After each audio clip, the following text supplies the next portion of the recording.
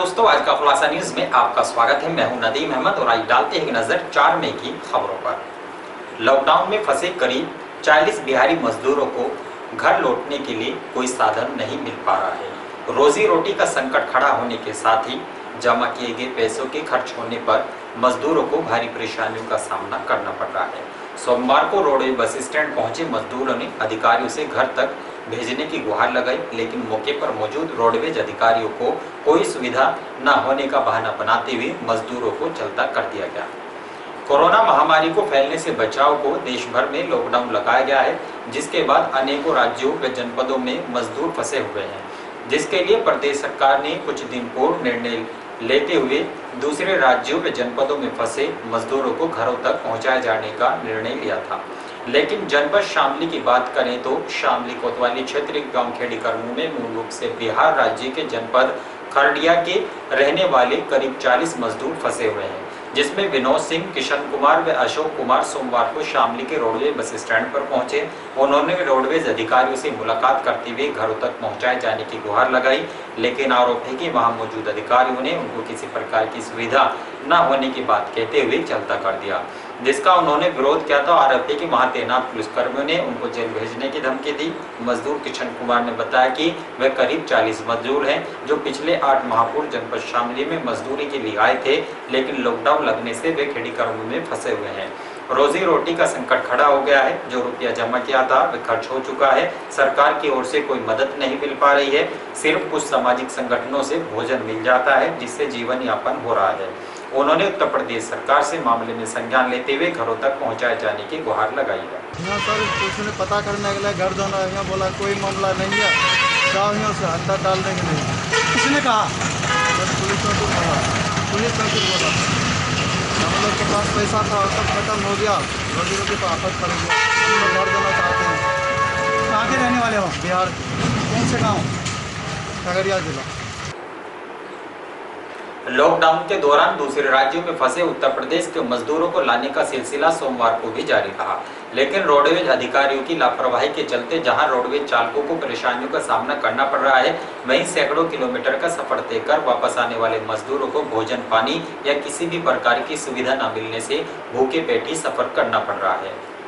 उत्तर प्रदेश के मुख्यमंत्री योगी आदित्यनाथ ने लॉकडाउन के चलते दूसरे राज्यों में फंसे मजदूरों व श्रमिकों के दर्द को समझते हुए उनको गृह जनपदों में पहुंचाए जाने का निर्णय लिया था, जिसके बाद रोडवे बसों द्वारा मजदूरों को लगातार दूसरे राज्यों से लाया जा रहा है। जनपद शामली की बात करें तो सोमवार को राजस्थान बॉर्डर से हापुड़ जनपद से शामली रोडवे बस का चालक मजदूरों को लेकर शामली पहुंचा, जिसमें करीब 10 मजदूर शामली के निवासी थे, जबकि कुछ मजदूर बुलंदशहर के भी निवासी थे। रोडवेज बस के चालक ने मामले की जानकारी रोडवेज अधिकारियों को दी, जिसके बाद उक्त मजदूरों को लेकर बुलंदशहर के लिए चल पड़ा, लेकिन बुलंदशहर के अधिकारियों के पास कोई लिखित आदेश न होने के कारण उन्होंने मजदूरों को बुलंदशहर में नहीं उतरने दिया और बस को वापस शामली के लिए लौटा दिया। मामले की जानकारी पाकर एसडीएम सदर संदीप कुमार मौके पर पहुंचे और बस चालक को लिखित में आदेश देने के बाद ही मजदूरों को बुलंदशहर के लिए भेजा गया। वहीं दूसरी ओर रोडवेज बसों में राजस्थान से शामली लौटे मजदूर दिलशाद, रवि कुमार व गुलफाम ने बताया कि वे राजस्थान में मजदूरी करते हैं, जो लॉकडाउन के कारण फंस गए थे।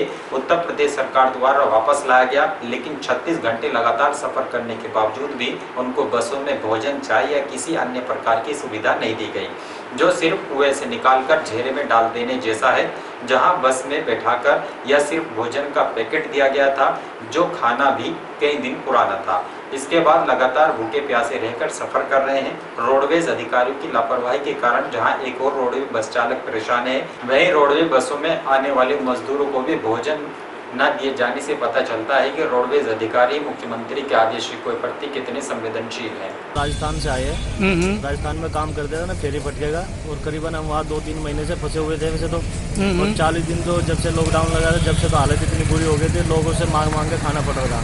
वहाँ भी किसी ने हमारी हेल्प नहीं की, इतनी परेशानी रही, इतनी रही बहुत ज्यादा। और सर हम पिछले 36 घंटे से बस में सफर कर रहे हैं, और उसके बावजूद हमारे को ना अभी तक भी यहाँ भी खाना नहीं मिला। अच्छा। 3:30 बजे बस में हमें भरतपुर जब गाड़ी में बैठे थे, जब वहाँ पर एक पैकेट मिला था खाने का, 4 पूरी का, आलू की सब्जी का, वो भी पता नहीं 4 दिन की थी, 8 दिन की थी। इतनी बुरी व्यवस्था सर हमारी हो रही है, लोगों को कोई सुविधा नहीं है बिल्कुल भी किसी भी चीज़ की।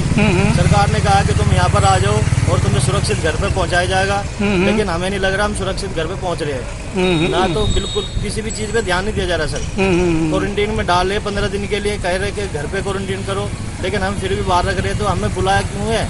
इससे अच्छा तो हम फिर वहीं रहते। तो आपका मेडिकल होके नहीं आया? मेडिकल होके नहीं आया? मेडिकल हो गया है सर वहाँ से सर। अच्छा अच्छा अच्छा, बिल्कुल नॉर्मल है, कोई दिक्कत ही नहीं किसी भी चीज़ की। लेकिन यहाँ पर भी आ गए हम तो फिर भी फंस गए, कुएं में से निकले जेल में गिर गए, हमें फायदा क्या हुआ? अन्य प्रदेशों से जो मजदूर आने हैं वहाँ के क्वारंटीन का सर्टिफिकेट लेके आएंगे और वहाँ के प्रदेश सरकार द्वारा एक सूची जारी की जाएगी कि ये लोग आएंगे। उन लोगों के लिए यहाँ पे आश्रय स्थल बनाए गए हैं। 3 आश्रय स्थल हमारे पहले चिन्हित हैं और भी बढ़ाए जा सकते हैं। वहाँ पे उनकी मेडिकल स्क्रीनिंग होगी, सूची बनेगी और यदि आवश्यकता लगती है, सिम्टोमेटिक लगते हैं, तो उनको लंबा यहाँ पे रखा जाएगा, नहीं तो उनको होम क्वारंटीन के लिए रेकमेंड कर दिया जाएगा। जिले में मिले कोरोना पॉजिटिव मरीज की रिपोर्ट नेगेटिव आने के साथ ही जनपद ऑरेंज जोन में आने के बाद प्रशासन के आदेशों से पूर्व ही शराब की दुकानों को खोले जाने से ग्राहकों की भीड़ उमड़ पड़ी। शराब की दुकानों पर भारी भीड़ होने की सूचना पर पहुंची कोतवाली पुलिस ने लाठियां पटकाकर भीड़ को तितर-बितर किया। मामला डीएम के संज्ञान में आने के बाद शराब की दुकानों को खोले जाने के आदेश दिए गए। जनपद शामली रेड जोन से ऑरेंज जोन में आने के साथ ही जिलाधिकारी जसजीत कौर ने लॉकडाउन अवधि में छूट दी है। गृह मंत्रालय की गाइडलाइन के बाद ऑरेंज जोन में शराब की दुकानों को खोले जाने के भी आदेश हैं, जबकि जिलाधिकारी जसजीत कौर ने रविवार की देर रात जारी गाइडलाइन में शराब की दुकानों को खोलने के कोई आदेश नहीं दिए थे। इसके बावजूद जिला प्रशासन के आदेशों को दरकिनार करते हुए शामली शहर के फव्वारा चौक स्थित अंग्रेजी शराब की दुकान सुबह 7 बजे ही खोल दी गई, जिसके बाद वहां लोगों की भीड़ उमड़ पड़ी। इसमें सोशल डिस्टेंसिंग का भी काफी उल्लंघन किया गया। शराब की दुकानों पर भीड़ भाड़ और हंगामे को देखते हुए पुलिस मौके पर पहुंची और बलपूर्वक दुकानों को बंद करा। उन्होंने बिना किसी आदेश के शराब की दुकानें खोले जाने पर कार्रवाई करने की भी चेतावनी दी। इसके बाद आबकारी विभाग के डीओ हरिओम उपाध्याय ने जिलाधिकारी जसजीत कौर से मुलाकात कर शासनादेश की जानकारी दी, जिसके बाद जिलाधिकारी जसजीत कौर ने दोपहर बाद शराब की दुकानों को खोलने के आदेश दिए। डीएम के आदेश पर जैसे ही शराब की दुकानें खुलती, शराब की दुकानों पर भीड़ की लाइनें लग गई। लंबी लंबी लाइनों में खड़े होकर लोगों ने शराब की खरीदारी की। कई लोग तो ऐसे भी देखे गए जो गाड़ियों में, बाइकों पर भारी मात्रा में शराब लेकर खरीदारी कर रहे थे। शराब की दुकानों पर भीड़ को देखते हुए सुरक्षा की दृष्टि से पुलिस फोर्स भी तैनात की गई थी। 200-250 आदमी इकट्ठा हो गए थे, बहुत भीड़ हो गई थी, फिर पुलिस आई, उन्होंने भगाई। कहीं की दुकान पे भीड़ हो रही थी? शराब बिक रही थी। आज ठेके खुलने थे कोई? पता नहीं है तो ये है, लेकिन शराब की जो दुकान है यहाँ, ये हमारे सामने पूरी भीड़ हो रही थी, 200-250 आदमी थे, फिर पुलिस आई। तो ठेका खुलने से पहले भीड़ लगी? ठेका ऑनलाइन से तो पहले ही भीड़ लग गई थी, फिर ठेका जो सेटर खुला ना, 200-250 आदमी सड़क तक के हो गए थे। जिले में कोरोना पॉजिटिव केस शून्य होने के साथ ही जनपद ऑरेंज जोन में आ गया है, जिसके बाद प्रशासन ने जरूरतों का सामान खरीदने के लिए और 3 घंटे का समय देकर राहत दी है। इस दौरान बाजारों में खरीदारी की गई। सवेरे शहर की सड़कों, मंडी और चौराहों पर भीड़ रही, जिस कारण सोशल डिस्टेंसिंग का भी पालन नहीं हो सका। जनपद शामली में गत दिनों लगातार कोरोना पॉजिटिव केस मिलने से जिले को रेड जोन में डाल दिया गया था, लेकिन जिला पुलिस और प्रशासन की कड़ी मेहनत के कारण लगातार कोरोना पॉजिटिव केस निगेटिव में बदलते चले गए और अब जिले में कोई भी व्यक्ति कोरोना पॉजिटिव नहीं है, जिसके बाद जनपद शामली ऑरेंज जोन में आ गया है। जनपद ऑरेंज जोन में आने के साथ ही जिलाधिकारी जसजीत कौर ने सवेरे 7 बजे से 12 बजे तक जरूरतों का सामान खरीदने के लिए छूट देकर लोगों को राहत देने का काम किया है। सोमवार सवेरे 7 बजे ही लोगों की सड़कों व बाजारों में भीड़ रही। शहर के गांधी चौक, सब्जी मंडी, सुभाष चौक, बड़ा बाजार, मंडी जवाहरगंज, रेलवे रोड आदि स्थानों पर लोगों की ज्यादा भीड़ रही है। पश्चिम उत्तर प्रदेश संयुक्त उद्योग व्यापार मंडल के पदाधिकारियों ने डीएम से मुलाकात कर शामली जनपद को शासन द्वारा ऑरेंज जोन में चुने जाने पर जारी गाइडलाइंस के अनुरूप व्यापारी को सुविधाएं दिए जाने की मांग की है। उन्होंने व्यापारी की दुकानें खोले जाने से पूर्व ही दुकानों को सैनिटाइज कराए जाने की भी मांग की है।